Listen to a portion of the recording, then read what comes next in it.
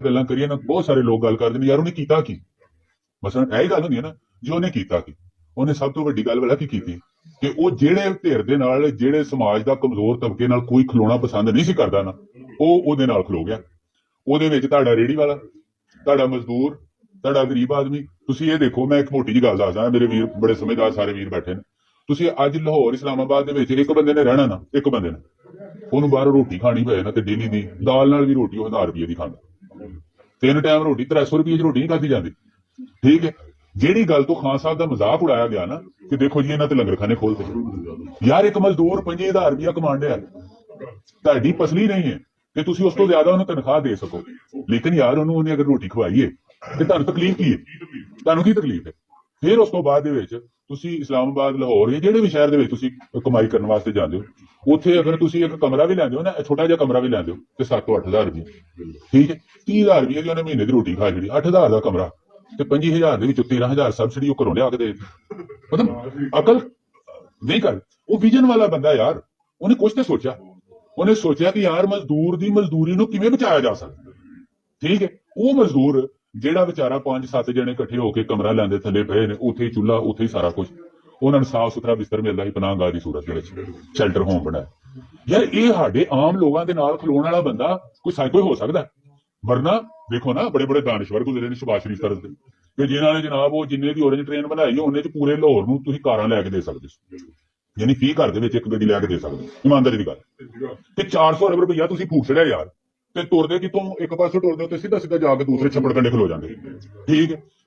ਉਸ ਤੋਂ ਇਲਾਵਾ ਤੁਸੀਂ ਵੱਖਰੀਆਂ ਕੋਈ ਸਪੀਡੋ ਬੱਸਾਂ ਵੱਖਰੀਆਂ ਚਲਾਈਆਂ, ਮੈਟਰੋ ਵੱਖਰੀਆਂ ਚਲਾਈਆਂ, ਯਾਨੀ ਤੁਹਾਡਾ ਮੈਟਰੋ ਦਾ ਸਿਸਟਮ ਫੇਰ ਵੀ ਪੂਰਾ ਨਹੀਂ ਹੋਇਆ।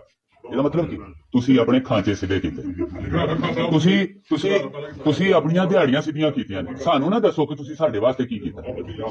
ਗੱਲ ਇਹ ਵੇ ਕਿ ਇੱਕ ਲਾਹੌਰ ਦੇ ਵਿੱਚ, ਅਸੀਂ ਇਹ ਨਹੀਂ ਕਹਿੰਦੇ ਕਿ ਲਾਹੌਰ ਦੀ ਤਰੱਕੀ ਨਹੀਂ ਹੋਣੀ ਚਾਹੀਦੀ, ਲੇਕਿਨ ਮੈਨੂੰ ਇੱਕ ਗੱਲ ਦੱਸੋ, ਮੈਂ ਛੋਟੀ ਜਿਹੀ ਮਿਸਾਲ ਦੇਣਾ ਕਿ ਸਾਡੇ ਵਿੱਚੋਂ ਇਹ ਜਿੰਨੇ ਵੀ ਦੋਸਤ ਸਾਥੀ ਨੇ, ਇਹਨਾਂ ਨੂੰ 2 ਆਪਸ਼ਨ ਦਿੱਤੇ ਜਾਣ ਕਿ ਭਾਈ ਤੁਹਾਨੂੰ ਅਸੀਂ ਲੱਖ ਰੁਪਇਆ ਦਿੰਦੇ ਆ, ਉਹਦੇ ਵਿੱਚ ਤੁਹਾਡੇ ਕੋਲ 2 ਚੋਇਸ। ਠੀਕ ਹੈ। ਅੱਛਾ, ਤੁਹਾਨੂੰ ਅਸੀਂ ਚੋਇਸ ਦੇਣਾ ਜੀ, ਤੁਹਾਡੇ ਕੋਲ 2 ਚੋਇਸ, ਲੱਖ ਰੁਪਇਆ, ਇੱਕ ਜਾਂ ਤੁਸੀਂ ਬੱਕਰੀ ਖਰੀਦ ਸਕਦੇ ਹੋ, ਜਾਂ ਫਿਰ ਘਰ ਦਾ ਏਸੀ ਲਵਾ ਸਕਦੇ ਹੋ। ਠੀਕ ਹੈ। ਜੇ ਤੇ ਹੋਏਗਾ ਨਾ ਸ਼ਬਾਸ਼ ਸ਼ਰੀਫ, ਉਹਨੇ ਭਾਈ ਏਸੀ ਲਵਾਉਣਾ ਜੀ, ਤੇ ਜੇ ਹੋਏਗਾ ਨਾ ਇਮਰਾਨ ਖਾਨ, ਉਹਨੇ ਬੱਕਰੀ ਲੈਣੀ। ਬੱਕਰੀ ਵਾਲੇ ਦਾ ਤੁਸੀਂ ਮਜ਼ਾਕ ਭਾਵੇਂ ਉਡਾਓ, ਬੱਕਰੀ ਨੇ 5 ਮਹੀਨਿਆਂ ਬਾਅਦ ਇੱਕ ਬੱਚਾ ਦੇ ਛੱਡਣਾ।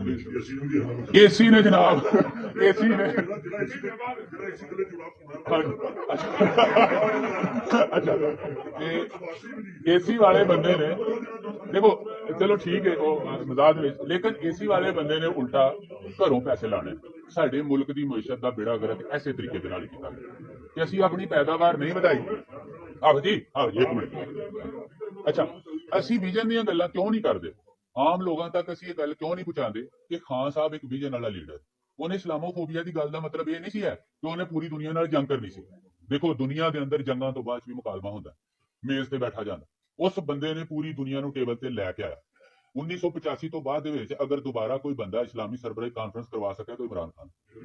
ਠੀਕ ਹੈ। ਤੇ ਜਦੋਂ ਉਹ ਬੋਲਦਾ ਸੀ ਨਾ, ਤੇ ਸਾਰੀ ਦੁਨੀਆ ਦੇ ਲੋਕ ਜਿੰਨੇ ਵਜ਼ਰਾ ਖਾਰਜਾ ਬੈਠੇ ਸੀ ਤੇ ਉਹਦੇ ਦੇਖਦੇ ਸੀ ਕਿ ਯਾਰ ਇਸ ਬੰਦੇ ਦਾ ਮਤਾਲਿਆ ਹੈ ਨਹੀਂ ਕਿ ਪਰਚੀ ਫੜੀ ਕਿ ਅਸੀਂ ਤੁਹਾਨੂੰ ਵੈਲਕਮ ਕਰਾਂਗੇ, ਕਾਹਦੇ ਤੇ, ਦਾਲ ਤੇ ਆਲੂ ਕੀਮਾ।